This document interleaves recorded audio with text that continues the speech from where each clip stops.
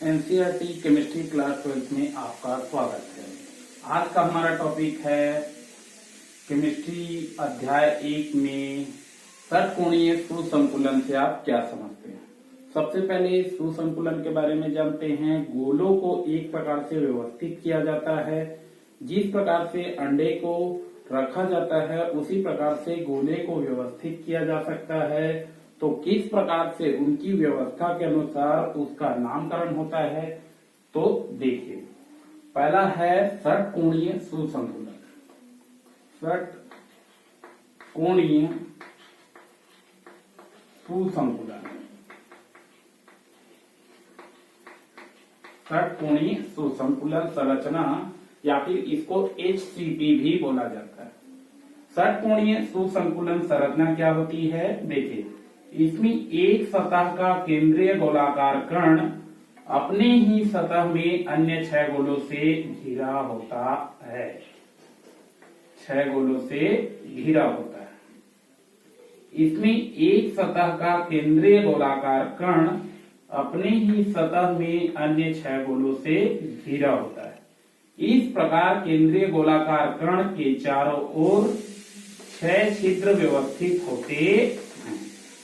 6 छिद्र व्यवस्थित होते हैं। इस सतह के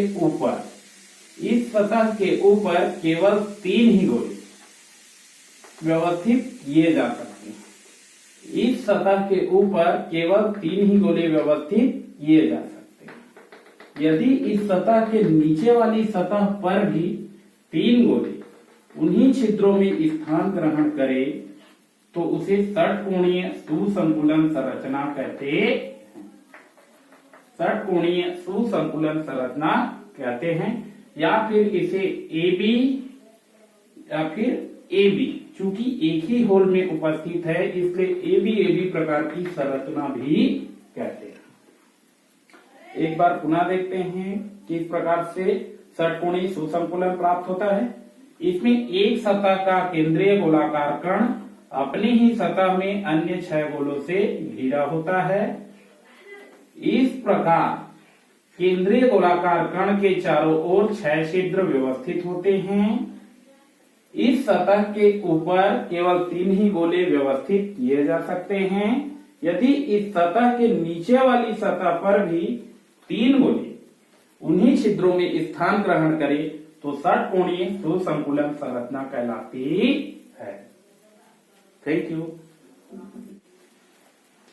इसमें एक सतह का केंद्रीय गोलाकार कण अपने ही सतह में अन्य 6 गोलों से घिरा होता है। इस प्रकार केंद्रीय गोलाकार कण के चारों ओर 6 छिद्र उपस्थित होते हैं। इस प्रकार इस सतह के ऊपर केवल 3 ही गोले व्यवस्थित किए जा सकते हैं। यदि इस सतह के नीचे वाली सतह पर भी 3 गोले उन्हीं छिद्रों में स्थान ग्रहण करे तो षटकोणीय सुसंकुलन संरचना कहलाती है। इसे AB प्रकार की संरचना भी कहते हैं। Thank you. हमारा अगला टॉपिक है सुसंकुलन संरचना में घनीय सुसंकुलन। तो चलो देखते हैं। इसमें एक सतह का केंद्रीय गोलाकार कण अपने ही सतह में अन्य 6 गोलों से घिरा होता है। 6 गोलों से घिरा होता है। इस प्रकार केंद्रीय गोलाकार कण के चारों ओर 6 छिद्र उपस्थित होते हैं। 6 छिद्र उपस्थित होते हैं। इस सतह के ऊपर 3 गोले एक के बाद एक छिद्र को छोड़कर व्यवस्थित होते हैं।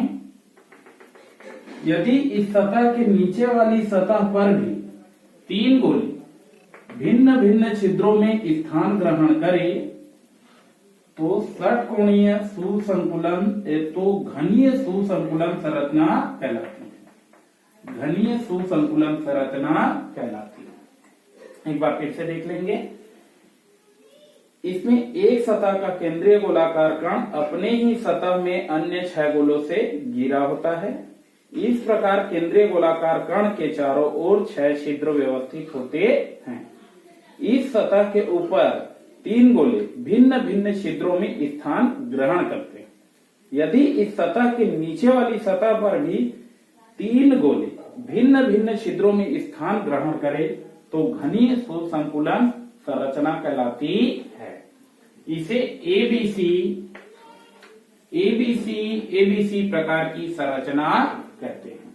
क्योंकि भिन्न भिन्न छिद्र में उपस्थित है, वो ये इधर होता है, ये इधर होता है, इस कारण इसको एबीसी प्रकार की संरचना कहते हैं।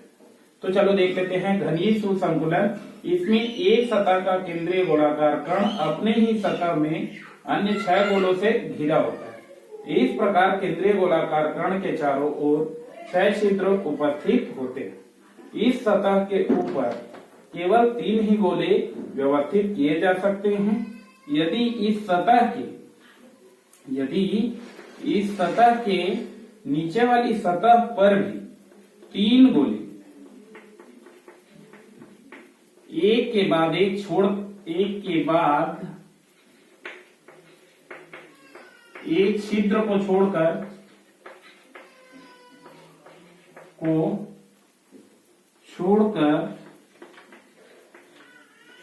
व्यवस्थित होते हैं तो घनीय सुसंकुलन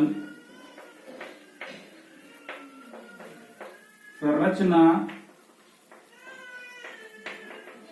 कहलाती है। इसे एबीसी प्रकार की संरचना भी कहते हैं। Thank you.